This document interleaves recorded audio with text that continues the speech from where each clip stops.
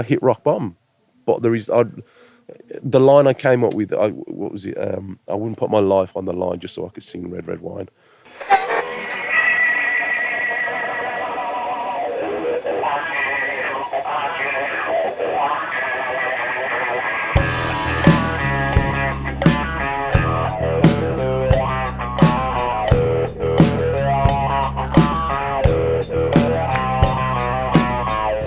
Hello there and welcome to the Resistance podcast. Today I'm joined by Matt Hoy. Matt, do you want to introduce yourself for anyone who hasn't heard the first introduction because we had a technical error? Hi everybody, I'm Matt Hoy. I'm a former vocalist with UB40 featuring Annie Campbell. I'm now a solo artist and I put events on and also one of the biggest truthers in the country at the moment. And so where are we today then? We're at Sounds Beautiful Festival, which is a wonderful festival. It's the first time I've ever been here, but it's just full of wonderful people speaking their minds, speaking their truths, and laying the facts down for everybody. I always said, like I said to you before when I was on stage, it's all about truth and it's all about love, and that's what this is about, really, you know. So, do you want to talk a little bit about how you got started in the truth movement? Did you start early, or when was the sort of waking up moment for you? I've always questioned everything. All through life, I've questioned everything. If things didn't sit right with me, I questioned it, which was most of the time, to be fair with you. But since 2021, all of this that's started happening with the COVID and the vaccines and everything, it's like Pandora's box. It's opened everything up for me now, and basically giving credence that, you know, there was something there in the back of my mind that didn't sit right, and it's all coming to fruition. You know, it is all bullshit. You know, we are in the Matrix. We are seeing two different worlds. You know, and this is why I'm here now, because if we don't fight against this, if we don't speak our truth, then who's gonna? You know, so full of wonderful people here. That's what it is. It is. It does have quite a few lovely people. So, when was it that you first realised that all of the lockdowns and everything were a bit of a power grab? I call it, no intention on advertising, my Starbucks moment. And me and the wife were in Starbucks. And I'll be brutally honest, at the beginning of all this, we both fell into the little trap of, you know, this could be something. So we wore the masks and we were in Starbucks and I was wearing a mask, ordering a coffee. And then when we sat down, she said, "Oh, you can take your mask off now." I said, "Well, obviously I'm going to drink my coffee, you know." So we drank the coffee and then we had about half an hour to kill. So I just said, you know, should we just grab another coffee? Just waste a bit more time. She went, "Yeah, okay." So I got up to go and order another coffee. She went, "Oh, no, you need to put your mask back on." I went, "What?" I said, "I've just sat there without it on for like, you know, 3/4 of an hour and I've got to put it on. So is there a height differential thing going on here with COVID or something?" And it was from that point, I called it my Starbucks. I was like, "Get the out of it," you know. And it was then, I thought, no, I'm not even it. And it all just started avalanching then. And I just saw the cracks with all of it, you know. I know there was one woman who she used to make dresses, I think. So she used to be like a fashion designer. Yeah. And right at the start of it, she thought, okay, this is going to be extremely dangerous. So what I can do is I can help by making all of these masks. Yeah. So she actually started trying to contact the NHS and doctors and everything to try and find out what did she need to do in order to make sure that these masks were safe and they were filtering everything. Yeah. And then she realised, they said, yeah, just piece of cloth. It's when I saw somebody, an old lady, knitting face masks as well. It's ridiculous. It's supposed to be a viral bacteria that can kill you, but people are just putting knitted handkerchiefs or, you know, it's anything. I mean, I even saw one, they were selling them on Amazon, themed masks, and one was a scrotum. You know, they were just selling anything just because it was a bandwagon thing, you know, and it's all, I mean, even the official supposedly PPE masks say these are not effective against COVID anyway. So yeah, it was all just a big joke. My favourite one was when they used to have people hassle you on the tubes. I used to just walk in and make a beeline for the escalator, and as they're trying to hassle me, I would blank them just for a little bit. And I'd turn round to them just as I was passing them and say, "I'm terribly sorry, but I don't happen to speak English." And what would happen is they would take that and it would take about 5 seconds to register. So they go, hang on a minute. right, Yeah. by that Yeah. time, I'm just going down the escalator. Laters. Yeah. I mean, I even saw that one. I took a picture of it just as a joke, and I think it was David Jason from Only Fools and Horses. He said the social distancing, which was 2 meters, if you put a broomstick through your T-shirt from sleeve to sleeve and then turn, that's the distance you should be away from somebody. And I just saw all these people with masks on and broomsticks going through their T-shirt. It was just, and people believed it. And that I think, as funny as it is now, and we laugh at it, but, 70% of the population believed it. And that's what was scary to me. They were, and even though we've been through the last 4 years of terrifying propaganda, terrifying lies, there is still a percentage of not just the British population, but the global population that still believe this. I mean, they're still trying to do it with the bird flu and all that kind of stuff. But there are that percentage that go, pop the mask. I mean, I still see people in masks now.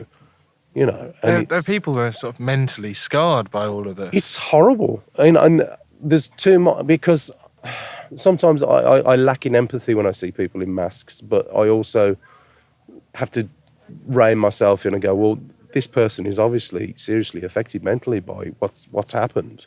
And I feel guilty for the way they've been affected by the way they've been brainwashed. So I have to rein myself in. But there comes a point where I think the wonderful John Looney said, I've tried saving people for so many years now, and with information, with facts, but there's only so much you can do, and you have to kind of go, well, I've tried. You're on your own a little bit now, it's been nearly 5 years now. You're kind of on your own. If you haven't realised now that they've been feeding you the biggest pile of bullshit, then you're kind of on your own. And I think it's survival of the fittest at this point now, where we're at now. If you still believe that there's a bird flu and they can time it and they're going to release it on a certain, I mean, come on, really, Are you worried by the normalisation of mask wearing? Because I've started, feeling, it was uncomfortable with everyone wearing these muzzles. And, I've started walking through my hometown and I see, guys in hoodies with like a mask over their face. And I'm there ready to for someone to attack me. Yeah. Because it's so weird. I just can't process it. I've not been hanging out around these normies. Yeah. And it freaks me out, because that to me is some sort of burglar, some sort of bank robber, some sort of assailant. And it's normalised, so people can just go around committing crimes. It's like, oh yeah, people normally walk around like that. Yeah. No, it's. I was just going to say, it's a two-edged sword. It's like, I feel sorry for the people that still feel the need to have to wear a mask because they are so conscious that they think there's a virus or something out there, that they're scared. But it's also given carte blanche to all these companies that do fashion design. I mean, it's like even fashion designers, they're providing kids with like ski masks. And I mean, I drove through, there was an area of Birmingham in Hall Green the other day. I didn't drive through, a friend of mine, and there was 4 kids under a railway bridge, all masked up. But it's like, you can't say anything because these kids can get these clothes off Amazon. When you have elderly people walking around, it's intimidating. I feel intimidated. I'm sure you can testify you're my height. You're a 6'5", 6'6" guy. Look, if someone's got the bright blue one, I go, okay, you look a bit ridiculous. Exactly. But when someone's got the proper black when one... you look like the SAS. Look like they're coming straight from Ukraine or something. But yeah, it's intimidating. And I think it's just given youngsters that were a bit naughty, shall we say, carte blanche to go out and start going into shops and holding shops up, because you can't say take your mask off. You go, oh, it's for COVID. It's just it's there for them. It's there for the taking, And it takes away some of the humanity as well, doesn't it? I've always thought it takes away humanity, but you have features for a reason, so people can relate to you. They can read your expression. They can read. They look at your lips, your eye line, and they know what you're feeling. You express that way. When you cover that, there's nothing there, you know, and it's horrible, Yeah. I mean, even some people can't stand other people wearing sunglasses. Like, I've got a pair of sunglasses somewhere. Yeah, of course. But some people go, oh, take your sunglasses off. Yeah. right? But when you've just got that much left of your face. Well, it was infuriating because at that point as well, because I never wore a mask after that. But you talk to people and they go, sorry, so what? It's like, I can't understand what you're saying. I can't take the mask off. It's like, no, you can really. I've not got one and I'm fine, Just take them. It's like, in the end, it's just, I'll just forget it. Yeah. Just forget the conversation, And people in authority with these things on trying to, breach laws and whatever, and it's just absolutely lunacy, all of it. Some of the ones that get me are where they have the plastic things at the shops and you can't hear what people are saying on the other side. They've still got some of them in some places, right? But it's good because, like, some of them, because I'm quite tall, I just pop my head over. Oh, hello, can I have 30 grams of amber leaf, please? Yeah, no. Do you know the best ones of them is when you do it and they have to check the barcode. And they normally you can do it through the screen, the plastics, because you can read, because you can see. But there's the odd chance now and again that you wouldn't read, so you'd pass it round and then scan it and then give it you back again. It's like, well, what was the point of that? It's ridiculous. So there's flaws in all of it, and I think that's what it was that surprised me so much, because as soon as I saw the first flaw, I got it. And this has gone on for years, and what people aren't getting, I don't know, Sometimes we lose our way, sometimes we make it hard for one another. We need to change our ways and leave the past behind, start moving forward. We all want tomorrow to be a brighter day. We've said these words before, so listen when I say, no more crying through frustration, no more crying through the pain. We've got to stand up, rise up, do what we gotta do to make us happy. We've got to reach out, hold on, replace our hate with love to make us happy. Do you want to tell us a little bit what happened with your band? Because I know originally you stood by Ali when he was sort of off by himself, and then you were with him for about 12 years. 12 years, yeah. What happened with that? I mean, just for the record, I wouldn't say it was never my band. I was hired when Ali originally left the original lineup and went solo. I think he had some issues with the management and the band originally. That's why he left. And he tried to go solo, but it never worked out for him. Mickey Virtue, the keyboard player, he left with him as well. So when he left, I kind of took over the role of his brother, Robin, who was the backing singer and kind of the second voice, basically. Did all the main harmonies. And then Astro came across in 2014, and that's when he decided to take on the name of UB40, featuring Ali, Astro and Mickey. So there was two forms of UB40, basically. And obviously, I mean, like if you grow up listening to a band, In Excess, Queen, it's always the lead singer that gets all the props, do you know what I mean? That's the sound of the band. So once we started calling ourselves UB40, we went from theatre, or small venues to theatres, to bigger theatres, to small arenas, to large arenas, to stadiums. So the whole thing with Ali was, when I joined, was it's going to be crap at the beginning because I'm trying to build it back up again. But we will get there, and financially you will be rewarded for it. So all the guys in the band, we're all session musicians and just like serious pedigree musicians as well. They played with some serious people, over the years. And they were doing these gigs at the beginning for a quarter of what they should be getting, all to help Ali. And because it was an investment. Yeah, you kind of look to the future. And because at the age they were at as well, they weren't young guys in the session industry, because young guys have got time to do whatever they want. These guys going, okay, well, this is, like you say, this is an investment. I'll work up to this. This will be my nest egg. This is where I'll retire. We were all kind of like that way. I mean, even me, I joined when I think it was about 34, 35. And that was really me going, okay, I can see this out there. I perform with loads of other different people, but I was like, yeah, I'll do this. So we were on literally about £250 a show when we first started. And between the first and second year, he bumped it up to about £300. That's not actually that much at all. No, it's like wedding singer band, that kind of cabaret Yeah. function band. Well, I've got a mate who does care homes, and he can get around 150 quid. There you go. There you go. That's not high class. Exactly. And in the beginning, bearing in mind, Ali wasn't really selling gigs out because nobody really knew his name, Ali Campbell. They knew if you'd have gone UB40, you had the lead singer, Ali. They go, oh, okay, yeah. But just Ali Campbell on his own, because he couldn't use the name at that point, nobody really came to the shows. So they were dry anyway. Whizzing forward to 2014 when Astro came across, that's when it all kicked off. That's when we started building. The shows got bigger and blah, blah, blah. And it got to the point where, in the end, we were doing the O2 Arena, like sellout, 2 nights, the Ziggo in Amsterdam, sellout. And we were on £300 a gig, the band members. We were on £300 a gig. They were coining it. Ali and Astro, they were absolutely coining it.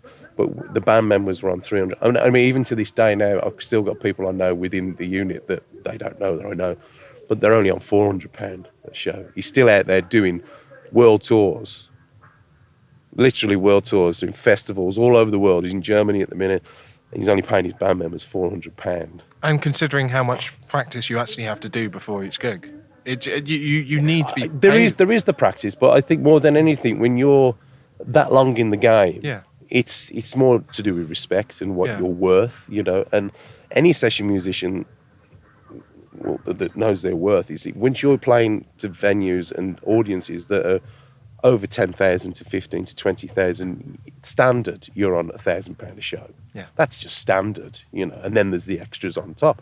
So to be paid £400, well now, but £300 when I was with him to do the sellout O2 Arena was, it was.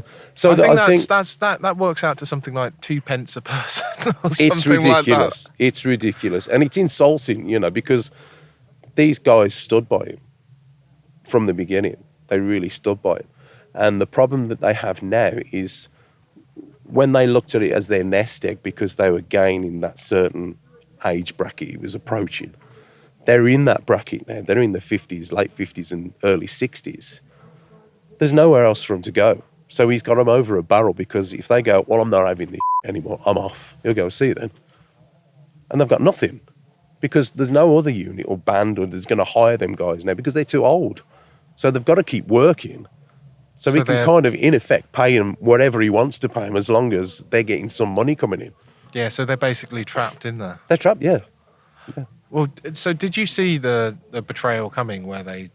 And how was it that they put it across to you? Was it just straight away? Was it, we've got to do this, and everyone just sort of nodded? And it was so frustrating. I was the only one. I think that was one of the main reasons when the whole COVID thing came about with the vaccine. It was one of the main reasons that they saw it as an opportunity to get rid of me, because I was always the one with the main contention of trying to wake them up financially. Go, look, you should be on more money than this. What's wrong with you, And I said, we're a unit. There's only one of him, and there's the only in the management. If we're doing a show like the Ziggo in Amsterdam, and there's 15,000 sellout, before he goes on stage, we all stand there and go, right, unless you give us a pay rise now, which we should be on, £1,000 a show, now, in writing, we're not doing this show now. He will do it. But they'll go, oh, nah. They all wanted to go, yeah, you're right. But when it came to it, not one of them would stand there and back me up. I was the only one. It got to, I think we did a gig in Hong Kong, and he got really pissed on stage, and he was f***ing up everything. And he came off, and I used to stand on the left-hand side, and he used to stand on the right. And as we came off, our dressing rooms were the opposite side, so we kind of crossed backstage. And as I approached him, he went, he was going so good. Why did you fuck it up? And I looked at him, and it was at that point where he was close to me leaving the band anyway. And I just saw red, and I was about to drop the nut on him. He was that bad, you know. And somebody just ushered me from behind, whisked and diffused the situation straight away.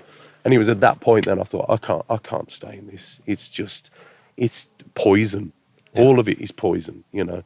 They're only out from themselves, you know, him and his wife, and, you know, the management. It was to manipulate men of a certain age that have been in the industry for that long, and the pedigree they've worked for previous, to pay them what they're paying them. For me, it was abhorrent. It was with disgusting. Families and kids. Absolutely. You know, I mean, Winston, I used to call Winston, he's the guitarist, Pops, I used to call him. He played with Johnny Nash, he played with Bob Marley. You know, he was a legend himself. He played with Stevie Wonder, Eric Clapton. He'd done tours all over the world and earned thousands. And he came in out of his own goodwill to help Ali out. He thought, yeah, I like my reggae, I'll just come in and, you know. And this is how he treats him. Did the rest of the band feel pressured to take the jab? I would have thought so. For the fact that it was to keep their jobs. The typical, well, everybody is, it was either to keep the job or to go on holiday.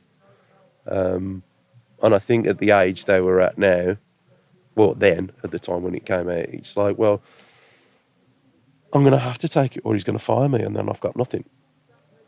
So I was the youngest, literally, at the whole unit. So I do feel that, yeah, there's only one other member I thought would resist, but he ended up taking it as well, just so we could keep gigging. Well, I know there's been a lot of pressure across the whole music industry, hasn't there? I know people are saying things about Plymouth Faith and other people. You know, I'm not saying it's true or false, but a lot of people have been under a lot of pressure. The thing is, I've always been truthful to myself, and when I know something is wrong, I'll always stand up for that point. The problem with some people, and I'm not criticising them for that, because I understand some people, well, I've got to pay my mortgage, I've got to pay my bills. You know, so there's sometimes there's honour in doing what they're doing, even though I don't agree with it. But there's something in my mind. They have to know. I was never anti-vax. I've travelled the world with that band. I've been to places where I've had to have yellow fever, like, you know, injections, like Africa and Asia, and you have to have vaccinations. So I was never anti-vax, but there was just something when this came out. I just thought, there's a red flag here. There's just something not right. So I know they would have had that feeling as well, but they still went ahead and had it, you know. And I mean, it's like Astro. Astro passed away 6 months after having the COVID vaccine. They hate me talking about it because they go, oh, well, he died of an asthma attack. No, he didn't. You know, he had the COVID vax.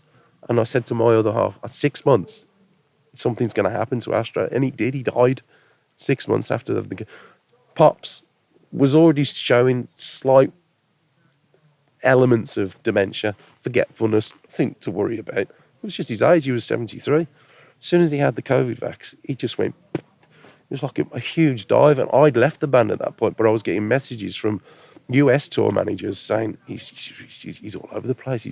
He keeps going back to his guitar case to check on his stuff 3 and 4 times to check his guitar's still in there. Is he put new strings on? He keeps going back, calling me. Can we go over there? Can we check? This wasn't that guy, you know. He wasn't that type of. He was confident and he knew his stuff. It was affecting him, and that was the vax. But they will not approach the subject. But I know it's the vax. I know that's what's done this to these people. I think there was a recent study just published. I'm not sure whether it was from Japan, which was talking about the effects on the brain. Yeah.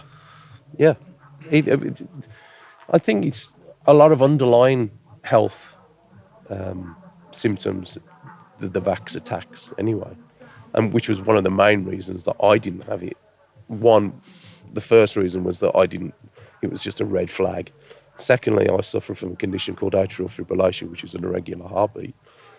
And I'd already had a bad reaction to the flu jab because I had a procedure called a cardioversion, which was to shock my heart back into rhythm.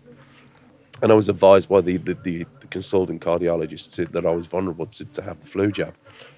So I did. And then on the evening, I was taking a shower, and I had this huge growth under my armpit. It was like half the size of a tennis ball under my lymph gland. And I said to my wife, I said, this is really painful. This really hurts. And she said, stupidly, because we've had vaccines before and I'd had side effects from vaccines, not even thinking about it. She said it might just be a reaction to the vaccine. Just let it go overnight. And so I did. Following morning, it threw my heart back out of rhythm.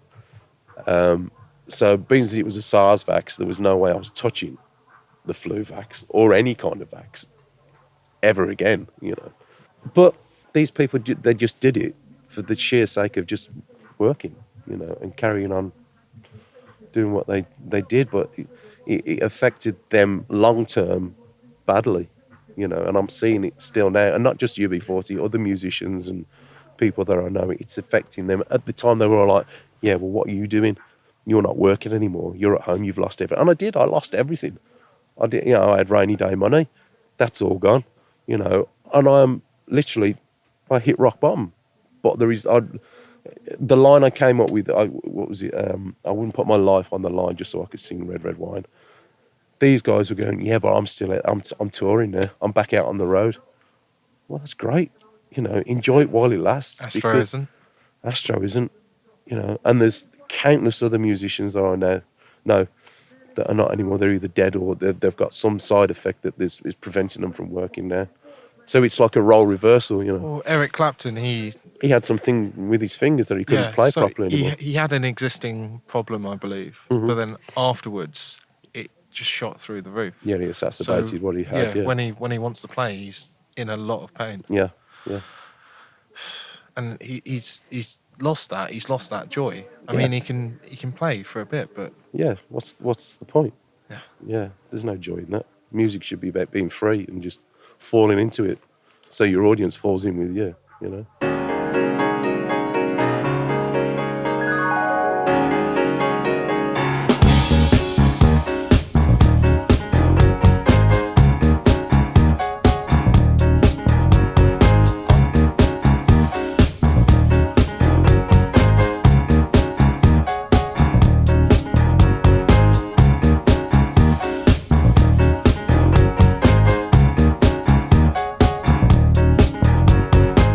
What do you think is the sort of root message of reggae? Reggae's always been about. I mean, I'm not going to be profound and say I know all about reggae, but for me, reggae music is about unity, and just knowing the truth behind stuff and bringing people together as a community.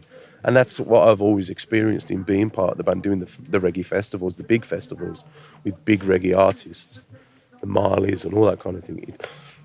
The camaraderie in the community within the reggae fraternity is phenomenal, because there's so many different styles of reggae music. But that's where it always enveloped, it drew me in. It was the love and the unity, the one love, But with UB40, it was just one poison. It was nothing to do with that. It was just, they were a pop band, they weren't a reggae band. The reggae fraternity are like this here now. The Sounds Beautiful Festival. That's what it's about. It's about truth and being together, love. That's what it's all about for me.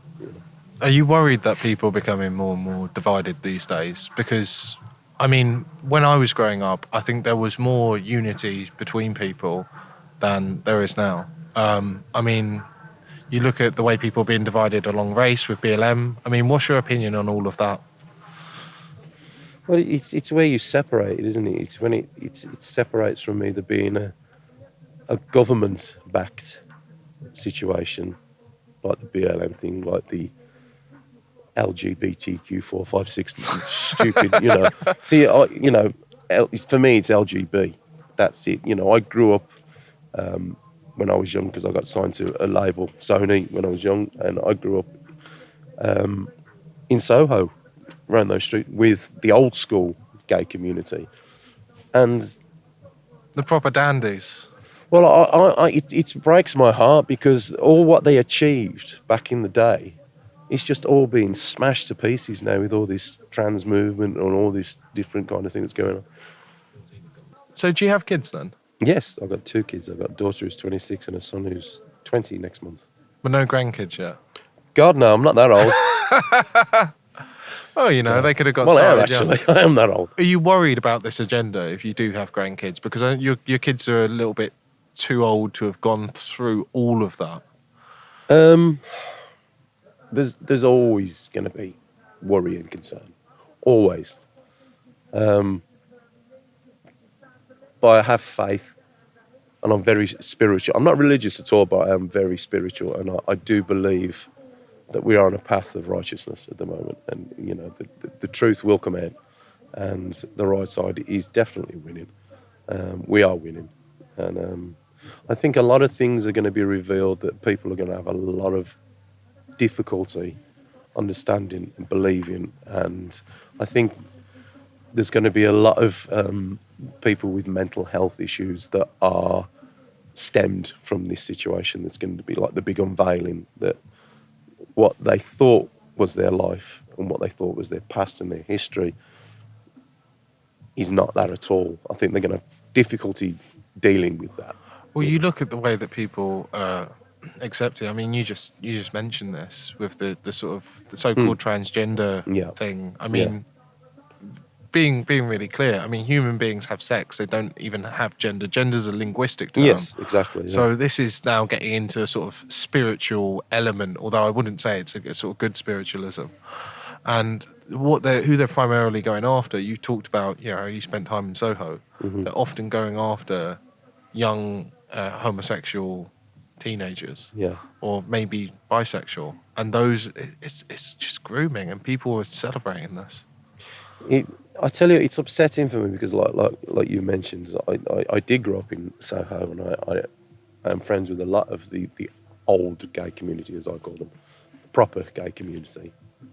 If that offends anybody, I'm sorry, I apologise, but that's what I call them, because they work so hard over so many decades to get to a point where the whole purpose of what they were trying to achieve was so a gay couple could walk down the street and nobody took a blind bit of notice. That's what the success is in that. Not having huge big pride parties and celebrate your homosexuality. That's fine, but the whole it's like I'm trying to find the best way of they wanted describing it without offending people. This is where we are at that point in life. It's always you're going to offend somebody, but we were getting to that point where in Soho, literally, nobody batted an eyelid, nobody cared, and it was only when they started walking out with stupid sex toys and dildos attached to the bodies, and it was like, and then putting it into schools and teaching kids about, all this about being trans and sex at like 4 and 5 year old. That's not what LGB is about. It's not about that at all. It's just gone too far. I wouldn't even say too far. I think it's a different agenda. It's a political agenda. I think one agenda is saying, look, I have the right to have a different preference. Yeah. Right? I'm not going to force it on anyone else. Yeah. That's a liberal argument. Right? What you've got is a different argument, which is you must now accept my preference. Yes. I don't think that's even going too far. I think that's a completely different thing. Yes, no, I agree. And somebody said to me, the only time we can stop talking about racism is if we stop talking about racism. Yeah. That's it. It's that easy, really. But they are all political avenues for government gain. And we kind of know that now. And that's why they're failing. Each one that they try is failing. And like we go back to the bird flu thing, that's another thing. It's failing because it exposed itself too much the first time around with COVID. It's like, oh, really? Got to go into lockdown, have we? I don't think so. Or it's the segregation. Do you think it's meant to divide us? Of course it is. Yeah. Of course it is. That's why the first thing they shut down during the lockdowns was pubs. So people couldn't get together because what is the one venue in the UK, mainly I say the UK because we're a pub-grown country, is where we talk and where we communicate and we banter things out and get to the bottom of things, is the pub. We have a pint, have a chat. And this is where we deduced all the shit that's going on. It was in the pub, so that's why they closed the pubs down first. So people couldn't get together and communicate. Do you know about the Beatles when they were in Jacksonville, Mississippi? Oh, the band that was put together. No, music has power to unite people. So when the Beatles went over to the States to play, right, there was in Jacksonville, Mississippi, they didn't want to let anyone who wasn't white into the stadium. Right. And the Beatles told them to go shove it. So they said, Right. "Oh, we'll go after you. We'll sue you. You're not going to get any money for this." And they said, "We don't play to segregated crowds." Yeah. And they actually forced the venue to. I think it was for one of the first times in that whole state or that whole region Yeah. that they actually had a crowd which was no longer segregated because the Beatles just went, "What the hell is this?" Yeah. I mean, I can't comment on that because it's one of those stories from history what the Beatles supposedly did and blah blah blah. I wasn't there. I can't confirm it. I do know that when I was with the UB40, we did a gig in, I think it was Papua New Guinea or Suriname, and they put it on. The government put the gig on, and it was an outdoor, like a festival like this. So there would have been about 10,000 people there, but it was all for diplomats and government members and their families and blah blah blah. And they hadn't put any tickets on sale for the general public. And this is a country that is like seriously poor. But the one thing they've got that keeps them going is love, music, and themselves, So we're arriving at this gig, and this is what UB40 is supposed to stand for. Reggae music, bringing one love to people together. And we're doing this gig. And, respect to Ali at the time, he said, this ain't going to go down well, But I think they'd already been paid for it. They'd signed the contract, so we had to do the show. But there was literally thousands of the general public just on the whole circumference of this field where we were playing. And in the end, we were just watching the one corner on the left-hand side. And it just the fence started bending and just kept bending. And then all of a sudden it went, and it was like a swarm of ants. And there was thousands just piled in, and you just see all the diplomats themselves and just like run behind the stage. And literally there was about, I would have said 25,000 people just broke in the fence. And we just carried on playing for these people. And it was just one of them moments you go, that's what it's all about. That's what it's all about. So there are moments, That's a moment you're going to look back fondly on in your old age. Yeah. That's a beautiful moment. Well, you get a few. You're gifted a few. So, tell me, what are your plans now then? Because you're a talented musician. Thank you. You've worked for a long time in a band. You've played all over the world. You've had 25,000 people gate crash you at the same time, and scare off all the government diplomats. Yeah, that was great. What are your plans going forward? Brutally honest, I haven't got any plans. It's kind of, I'm flying by the seat of my pants at the moment. I've got my own music that I'm constantly pushing. I'm putting other people on events in the UK and in Spain at the moment. And I'm looking to work because I love songwriting. And I think that's what inspired me when we did the lockdown.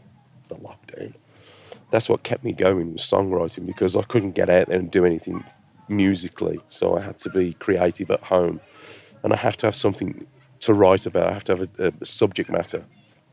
So that kind of gave me a whole realm of, subject matter to write about. But I didn't realise how much I actually loved songwriting. It was just kind of a thing I did before. So I'm interested in working with other people and writing songs with other people. It's a fusion thing. I love fusion, because it's like obviously the punk thing, the rock thing, the reggae thing. I love fusion and see what comes of it, and I think it could be really exciting. So you're looking forward to meeting as many other awake musicians as you can, just working together and just building essentially a network between you guys. Because until now, I know a lot of you have been quite isolated. I don't think it's so much we've been isolated. There's just not many of us. Do you know what I mean? Seriously, Rage Against the Machine. It's like, Rage Against. They Rage for the Machine. It's just ridiculous, And I mean, was it Dave Grohl from the Foo Fighters? Please do me a favour. There's been, I'd say, 2 handfuls of people that have literally, and they're not the type of people you would have thought would stand up against this. I mean, Right Said Fred, for one. I'm too sexy for Milan. These boys were at the forefront of telling the government, and they're good friends of mine, and I've got nothing but respect for Jim Core from The Cause, an Irish band that make love songs, all these, Van Morrison, You know, these people, I have nothing but respect for that just went, no. I mean, Jim Core, I mean, I don't know if you know the Cores in the background. There's like three sisters. I'm afraid. They're an Irish band. I think they're from Dublin. Three sisters and a brother. So they've been gone from the 90s. Hugely successful. Loads of Brit Awards, blah, blah, blah. They all took the vax. Except for Jim, who's the guitarist in the band. So they kind of fell out with him for a while, I think, as well, and they alienated. But they've made up and got back together. But he had the balls to go, no, I don't care. I'm not doing it. I will stop my career. Everything will stop. I am not taking that vax. You know, and it's people like that I admire and I respect. You know, just not because of the musicality, but just for having that. Just it's empowering for me. Yeah. Do you know what I mean? Just having that strength and having that principle and saying, no, I've got a line just here. But we've all got it, and knowing your own self-worth, your own self-right, just to go, no. You can't push me into it. You can't bully me into it. If I don't want to do it, you can't make me do it. And that's where it ends. And that's how it should be for everybody, you know. Well, it's like boiling the frog sometimes, isn't it? Mm. I think people are willing to give up just a little bit. People look back on, let's say, the Roman Empire. I know we all question things about slavery, but let's say that we've seen slavery in the past, right? Mm. At no single point did most people go, okay, well, I'd be perfectly fine with being a slave, or I'll just get along with being a slave. Yeah. At most points, it's, okay, I've lost one thing, I've lost another thing, Okay, I'm just trying to wait for this opportunity or that opportunity, or maybe I'll get a chance to escape, and just going on and on and on. I find it insulting to the people that actually went through slavery nowadays, because a lot of black people that are that indoctrinated into it use it as an excuse. You know, I always remember Lionel Richie. He said, we've been fighting for decades to lose that tag, the N-word and all things like that. And now all of a sudden rappers are coming and saying it freely every other sentence. He said, people don't understand back in the 50s and the 60s how far and how hard we fought to eradicate that. So we could be one, we could be a normal community. And it's just ridiculous. You know, people of this age, this generation, they don't know what slavery was. They weren't even born then. You know, it's ridiculous. I can understand that they can have, you know, the respect for their ancestors for and acknowledge what they went through, but don't start bringing it current now. Yeah. Saying, because you didn't go through it. It's a lie. You can't do that. You know, somebody was the woman. I think one of the best ways that someone phrased it, and I'm probably going to butcher it, was, you've never been in slavery. No one you know has ever been in slavery. And no one you know, no one that anyone you've ever known has ever been in slavery. Yeah. So there's absolutely zero link. Yeah. Not even someone you knew, one of your great-great-grandparents, and they don't remember anyone. You have no understanding. This is past far beyond. Yeah. Right? This has got to the stage where it's become essentially Chinese whispers to you. Yeah. And even if people do try and talk about slavery, they've got next to nothing. No, I agree. Passed down. I agree. I mean, it's a very touchy subject. You have to be very careful the way you approach it. But I'm trying to think of the best words. It's because, like you say, you have to be careful about what you say. But there's the danger of really, you know, ruining and acknowledging what people actually did go through back then. Yeah. By using it as a tool or a method of gaining props in a sense. Yeah. For your own benefit, because you think just because you're of the same skin grade or same skin color or same culture or same background that you ultimately take on that history. You don't have the right for that. Yeah, you don't have the because right to do that because you didn't. They've not been through it, and they've not even remotely been near anyone who's known anyone exactly who's been through it. Yeah, so it's very, you know, it's a contentious subject, but you have to be very careful. But this is great what you're doing now, because it gives people the opportunity to talk about that as well, and go, well, just because I'm saying what I'm saying, you go, oh, well, you're racist, or you're a fascist, or you're a Nazi lover, or you're far right. So no, I'm not. I'm just talking facts. You know, that's the difference. I get it all the time, man. It's funny. doing what I've done as a journalist, I've been beaten up so many times by the police. I was on trial a few months ago when I was being framed by them. Yeah. Fortunately, I've managed to get not guilties out of that. Yeah.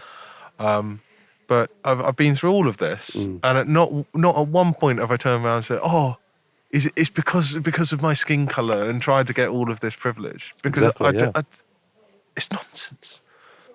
It is, and it doesn't it show you as well that it is nonsense, because obviously I feel comfortable talking about it with you. I haven't, in my side of the conversation, brought your skin colour into this conversation. We're just talking about it in general as a white man, and I haven't even asked your heritage. I'm 50-50, half white, half black. But what though? What? Jamaican? Are you African? Oh, my father was from the West Indies. Okay. See, we haven't even broached that conversation, or topic. It's like we're just two men having a conversation about what we think is right and wrong. And that's how it should be. And I think it's easy for people to take the easy path rather than do what's right. Because I know the Met Police have gone after me because I filmed them committing crimes, not because of the colour of my skin. Yeah, but we all know they're racist anyway. I just think they're terrible. They're awful. Horrible people, They're not a force anymore, they're a service. And back when they were a force, back in the 70s and 60s, oh my God, they were just, Jesus Christ, they were just licensed to beat the shit out of people and lie about anything. As long as they got a case going, or a result, as they called it back in the day. Didn't matter if you were guilty or not. That was it. I think it's a certain sort of person who applies for the role, generally. They're normally bullies at school, and they just fall into that category. Yeah. Or people who always wanted to be the bully, but never could be. Yes, agreed. Yeah. But a little bit of control back. Yeah. Switching away from all of the darkness, I know that you've been putting a lot of love out into the world. Do you want to talk about We Are Humans, which is the charity that you've been supporting? Oh, they're wonderful, yeah. Do you want to give them I mean, I don't really know that. I mean, I did the gig last December, I think it was, down at, in Bournemouth, Chaplin's. And it was sold out. It was great. It was such a and the people were wonderful. But We Are Humans are a homeless charity. And Andrew Talbot, he's the main guy. They just look after all the people that are homeless in Bournemouth. And he does a wonderful job. And he's here today at this festival and everything. So we did that, and we raised a load of money on the night for that. I did a Peaky Blinders event in Birmingham in March. And I had the wonderful artist Shani Hagan, who's done loads of paintings for loads of different people. And she did a picture of Tommy Shelby, who was the main character in Peaky Blinders. And we auctioned that, and we got £200 for that. That went straight to We Are Humans. So we're just trying to find loads of different things we can do to just get these people off the streets, or at least, have a hot meal and a warm bed for the night, Because, it's 2024, people shouldn't be living on the streets. People should have money in the pocket. And we never got asked to be born. We were born free in this world. We should at least have a little comfort, With natural rights. With natural rights. Which don't come from government, they come from nature. Exactly. Yes. So, can I ask a little message of inspiration? What is it that keeps you going? My family. Seriously, because I look into the eyes of other people I don't know, and I see my kids, or I see my other half, and the struggles that we've gone through, and especially my other half, Paula. She has just been a rock, and she's so strong because we're both like-minded. I mean, God forbid, I think if we were totally different narrative on this subject, we'd have been awful. But she backs me on everything. She's actually worse than me. She's just a powerhouse. She really is. She really is. Is she always telling you, "Oh, you should have said a bit more"? You should have said more on that. Yeah. What you never brought up so and so and blah blah blah. But she's phenomenal, and she's got my back with everything. And I know it's cheesy, but mankind has a right to nature, as you've just said, and to be who they are. We shouldn't be governed by these and have our lives stripped away from us and constantly working to stay in debt. You need to have a life. Yeah. And this is what I'm striving for. We've got it's going to be at some point. We've got to have people enjoying their lives, just not working to live. Beautiful. So, for any up and coming musicians, what is your? Don't do it. Don't do it. What is my message? Just be true. Just be true to yourself, man. You know, that's all you can do. And don't bull, because as soon as the real shit happens, like we've witnessed, it all comes out and we realise who the real ones are and the fake ones are. Just be true to yourself, man. That's all I can say. Is there anything else that you'd like to say? Have you got any sort of events coming up, or any tour dates, or any singles that people can go out and find? Where can we've people got the find festival. you? We've got the festival that we're doing in Leicester, the Freedom Festival, and that is I think it's between the 2nd and the 4th of August in Leicester. And that's with Andrew Bridgen. Andrew Bridgen. There'll be some wonderful people there as well. But I'm also putting events on. I'm going to be in Spain myself, but I'm also putting Fats and Small on in August as well. Benal Madina or Benal Medina, or differentiating on how you want to approach the name of the place. But they're great, and it's going to be a really good night. But yeah, just putting loads of events on. I'm just kind of plodding on. I'm just doing something different because it inspires me when it's something different. You know, I don't like staying in the same route and the rut. I need to get out there and change it up a bit, man. Good. Well, it's been an absolute pleasure. Pleasure's all mine, man. Trust me. Thank you.